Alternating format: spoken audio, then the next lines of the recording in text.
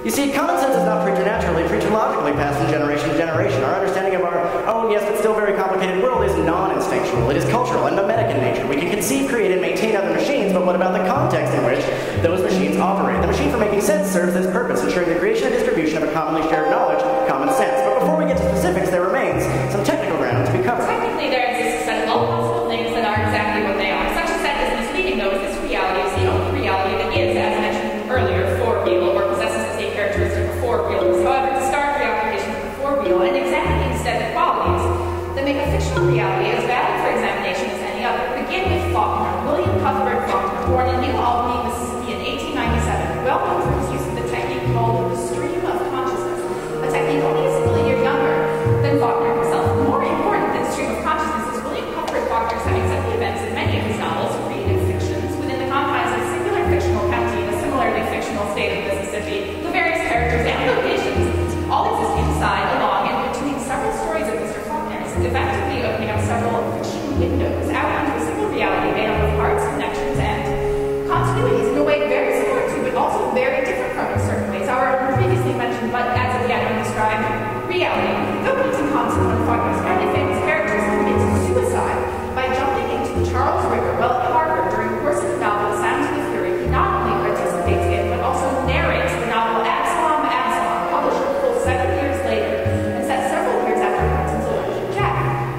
If identical to our for-real reality, then the reality of the novel would not allow Princeton to be alive for real in both instances. In certain fictional realities, then, it seems that the rules for existence can lend greater deference to strength of character than the expected need to conform to the rules of the for-real world. The other explanation is that instead of this being some symptom of fiction, it is possible that Quentin himself, as an entity, is a different kind of entity than the others around him. Bear with me for a moment.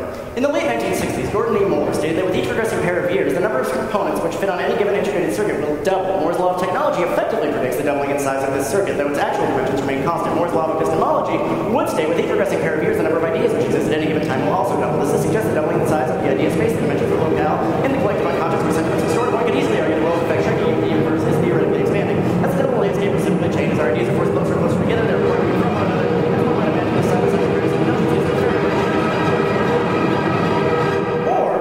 does it simply suggest the doubling of pituitary processing power? The world's fastest computer is capable of processing in the area of 1 million calculations a second. 2 years ago, the world's fastest computer was capable of processing about half of that. 4 years ago, 1/4, 8/1/8, and so on and so forth, approaching zero. The human brain has always been able to process 10 million calculations a second, 10 times that of the fastest processor. The question which has not been asked is, have we ever needed to?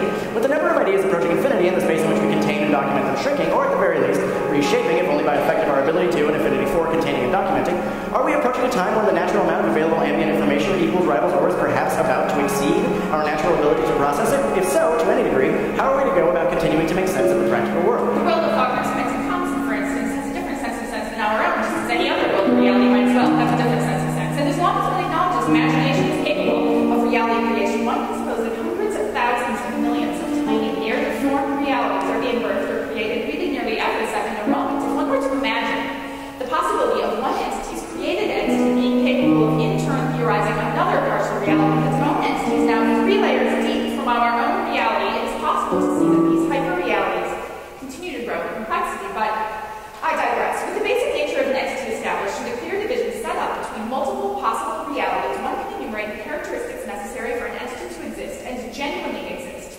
both in a fictional reality and also within the for-real reality that is our own. One can begin to assemble a description of what characteristics are common to a super entity. Imagine that.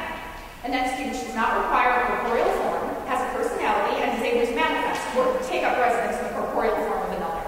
The answer is simple. We cannot continue to make sense this way, and though it may go without saying, for effect it will be said. The current common sense system is proving profitless. The presently operating, the old machine for making sense, is going the way of the ideas it was built to process. It is unsuited, unsuitable, poorly suited, lacking in a suite of features, and less than sweet on the operations required to properly process the altogether overwhelming onset of senses, needing compounding into one, namely common. In utter shortness, the currently operating machine for making sense has been deemed profligate, effete in utile. No longer is the model of vertically received knowledge updated and then re-averaged by the machine and unquestioningly accepted by all a sensible construction of common sense.